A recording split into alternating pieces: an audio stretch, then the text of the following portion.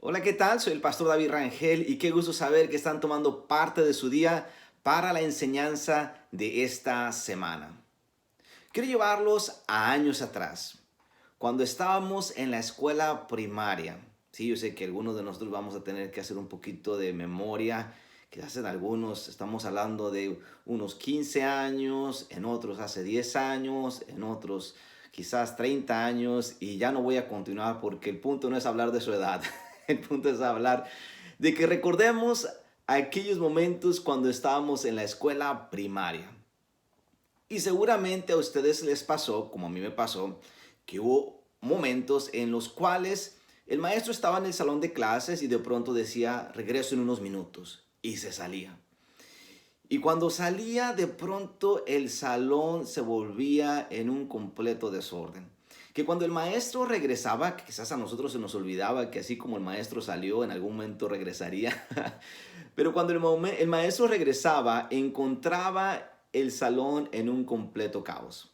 Encontraba aquellos avioncitos de papel, ¿lo recuerdan? Miraba el pizarrón y el pizarrón estaba lleno de dibujos. Veía el piso y encontraba dulces en el piso. Encontraba el salón quizás en completo caos. Y esto es porque a nosotros se nos olvidaba que el maestro regresaría y teníamos la libertad a veces de desordenar el salón. Pero normalmente muchos de nosotros teníamos en todos nuestros años en la escuela primaria a ese maestro de autoridad, ese maestro de carácter, de autoridad, que no necesitaba el maestro necesariamente estar en el salón para nosotros mantener cierto orden. Pues sabíamos que aun cuando el maestro saliera, teníamos que mantener el orden dentro del salón. Pues si el maestro regresaba y encontraba el salón en un completo caos, muy seguramente nos íbamos a meter en problemas. Y todo esto se debía simplemente porque sabíamos distinguir la autoridad que había en un maestro y en otro. Así que en la Biblia encontramos la palabra autoridad en muchas ocasiones. Inclusive hay un evangelio que la menciona en repetidas ocasiones. Y este es el evangelio de Mateo. Así que si tienen sus Biblias, vamos al evangelio de Mateo, capítulo 9. Y vamos a dar lectura a unos versículos en el capítulo 9. Capítulo 9. Y dice el capítulo 9 de Mateo. La palabra autoridad que vamos a encontrar aquí es muy diferente a la definición que quizás muchos de nosotros teníamos cuando veíamos a ese maestro en nuestros años de primaria. Así que vamos a descubrir un poquito sobre lo que hay detrás de esta palabra autoridad. Dice el capítulo 9. Entonces, versículo 1, entrando Jesús a la barca, pasó al otro lado y vino a su ciudad, y sucedió que le trajeron un paralítico tendido sobre una cama, y al ver Jesús la fe de ellos, dijo al paralítico, ten ánimo, hijo, tus pecados te son perdonados. Entonces algunos de los escribas decían dentro de sí, este blasfema. Y conociendo Jesús los pensamientos de ellos, dijo, ¿por qué pensás mal en vuestros corazones? Porque ¿qué es más fácil decir, los pecados te son perdonados, o decir, levántate y anda? Pues para que sepáis que el Hijo del Hombre tiene potestad en la tierra para perdonar pecados. Dice entonces al paralítico, levántate, toma tu cama y vete a tu casa. Entonces él se levantó y se fue a su casa. Y la gente al verlo se maravilló y glorificó a Dios que había dado tal potestad a los hombres. Lo he dicho en varias ocasiones que cada vez que una palabra se repite en un versículo, en un capítulo o en una sección quizás de algún libro de la Biblia, prestemos la atención a esa repetición.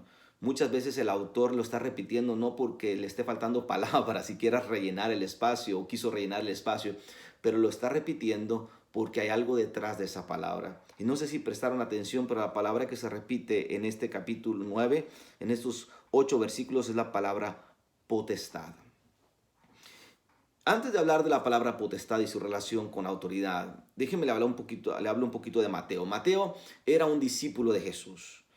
Y quizás ustedes ya han escuchado que antes la Biblia se transmitía de manera oral. Es decir, antes nosotros no teníamos, o aquellos discípulos no tenían este libro como el que ustedes y yo tenemos. La manera en que se transmitía las enseñanzas de los profetas y del Antiguo Testamento era de manera oral. Y bueno, Mateo no era una persona que conoció de Jesús de manera oral porque una generación anterior a él le platicó de Jesús. Nada de eso. Mateo vio a Jesús y con sus propios ojos y sus propios oídos vio los milagros y escuchó de esas grandes enseñanzas que Jesús tenía para el pueblo. Así que cuando llegó la hora de que Mateo pusiera en papel, en escrito, su perspectiva del Evangelio, de la vida, muerte y resurrección de Jesús, lo hizo de tal manera que lo que él quería distinguir en su Evangelio, una de las cosas era la autoridad de Jesucristo.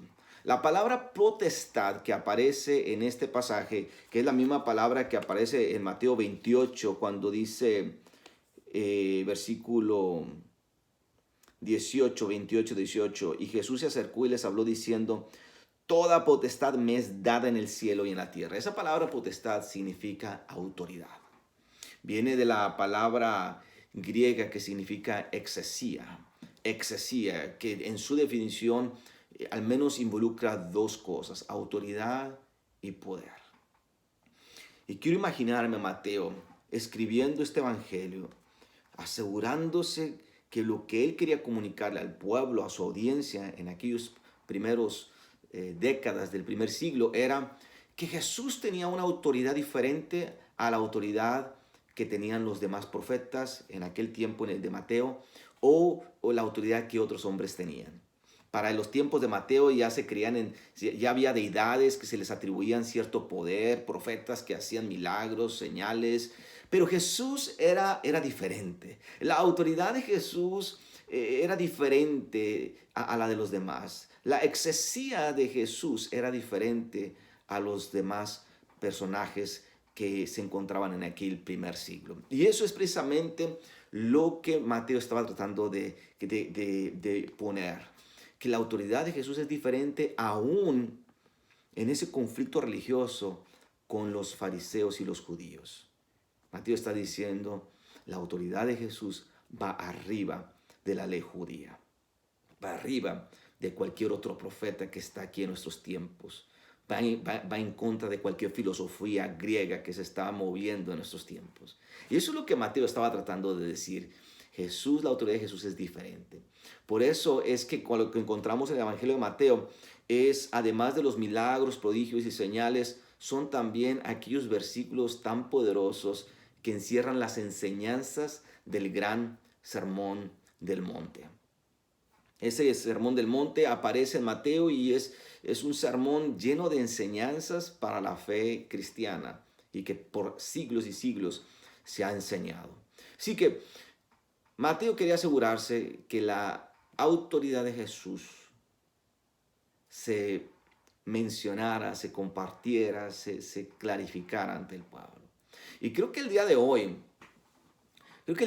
muchos de nosotros nos encontramos en la misma, a veces, desafío, reto en el que se encontraron aquellos creyentes discípulos del primer siglo, y a los cuales quizás Mateo también nos está escribiendo, en el que hoy día parece que hay autoridad que se le atribute a muchas cosas, ¿no? Se le da tanta autoridad a las noticias, con todo esto del coronavirus, ¿no es cierto? Se le da tanta autoridad a personajes seculares, de políticos, a personajes, a deportistas y qué sé yo. Autoridad se le da a veces en demasía a lo que otros digan, ¿no? A veces es un familiar, es un amigo y le damos tanta autoridad, tanto poder a lo que otros dicen. Y no estoy tratando de decir que desmeritemos lo que otros digan, o que no escuchemos las noticias, o que no escuchemos lo que los demás quieran decir sobre un aspecto que nos involucra. No, lo que estoy tratando de decir es, quizás mirar a Jesús, a la persona de Jesús, nos puede ayudar a darle autoridad también a lo que Jesús tenga que decirnos o lo que Jesús tenga que hacer en nuestra vida a través de sus enseñanzas y de sus milagros. Puesto que la palabra autoridad o exesía significa poder para hacer lo que a uno le plazca, y autoridad, autorización, algo que encontramos en el Evangelio de Jesucristo es que sus enseñanzas fueron autorizadas de parte de Dios, de parte del Padre, puesto que Jesús dice, y los evangelios mencionan, que detrás de las parábolas había encerrado un misterio divino. Y cuando yo me ponía a meditar en esto, yo decía, wow, detrás de las enseñanzas de Jesús, detrás de esas parábolas que Jesús dijo, detrás de esas enseñanzas que encontramos en los evangelios, hay un misterio divino. Entonces, presten atención porque aquí es donde se va a poner práctico esta parte del estudio. Cuando yo voy entonces a las enseñanzas de Jesús, ¿verdad? Yo voy y estoy abriendo no nada más una enseñanza, pero estoy abriendo un misterio del cielo, un misterio divino, que gracias a la persona de Jesús, a la autoridad que el cielo mismo le otorgó a Jesús, Jesús nos las está revelando ahora a través de estos escritos como los que encontramos en el Evangelio de Mateo. Entonces, si yo estoy leyendo una historia sobre este paralítico y hay una enseñanza ahí sobre la fe, esa enseñanza entonces yo la voy a abrazar, la voy a hacer mía, la voy a creer. Porque si hay una enseñanza sobre la fe, quiere decir que esta enseñanza viene del cielo, es un misterio, es un regalo del cielo para que yo lo abrace y entonces de ahí esa enseñanza pueda crear algo en mí que no había antes de haber yo entrado a esa enseñanza. Cuando usted piensa en las enseñanzas de Jesús, piense que hay un misterio encerrado en ella, que por la autoridad que se le otorgó al Señor, fue dada esa enseñanza para que hoy día usted y yo podamos abrirla, recibirla, y detrás de esa enseñanza entonces existe un cambio, un impacto, algo que hace esa enseñanza en nuestra vida personal. ¿Cuántas cosas no hará o no haría el Señor en nuestras vidas? ¿Cuántas cosas el Señor no haría en nosotros si tan solo nosotros vamos a la Escritura y le damos la autoridad que debiera tener? No tanto porque quizás nos costó $50, $100, $200 la Biblia, no por esa autoridad, pero porque detrás de estas letras hay un misterio, hay un poder, hay una autoridad divina, que cuando nosotros entramos a esa enseñanza, esa autoridad divina empieza a impactar, transformar y tocar nuestro ser. Dígame usted, si no valdría la pena darle esa autoridad a cada momento que nosotros tengamos de estudio bíblico.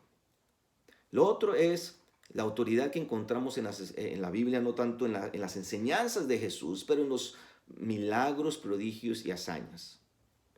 Gente, así como el día de hoy, puede ir al Señor con un problema, con una necesidad, esperando un milagro, sabiendo que hay una autoridad en el nombre del Señor, en el nombre de Jesús, que cuando yo voy y presento esta petición, esta necesidad, este problema, este milagro en espera, puedo confiar que puede ser hecho. No por la autoridad o el poder de uno, pero por la autoridad que hay en la persona de Jesucristo. Así que el día de hoy también podemos nosotros ver esos milagros, esos señales, esos prodigios, esas hazañas, no por nuestros méritos o por la autoridad y poder en nosotros, sino por lo que hay en la persona de Jesucristo. Así que, una vez más, la palabra autoridad no significa necesariamente respeto. Significa que en este contexto de la historia, que hay enseñanzas, hay milagros, hazañas que pueden realizarse, que pueden transformar nuestra vida cuando vamos a Jesucristo. Así que los dejo con esto. Que esta semana tomemos unos segundos, unos momentos y meditemos en qué tanta autoridad le estamos dando a las enseñanzas de Jesucristo? ¿Qué tanta autoridad le estamos dando a ese nombre que es sobre todo nombre? Para que cuando hay una necesidad, una petición, podamos creer que hay una autoridad en ese nombre. De que cuando clamamos a Él, algo ocurre. Así que tomen tiempo esta semana, disfruten las enseñanzas de Jesús, vayan a Jesús cuando hay alguna necesidad o petición y esperemos que esa autoridad que se le ha otorgado a Él pueda hacer algo en cada uno de nosotros. Así que, exesía, autoridad, no en nosotros, pero en aquel que vino a la tierra, murió y al tercer día resucitó de los muertos.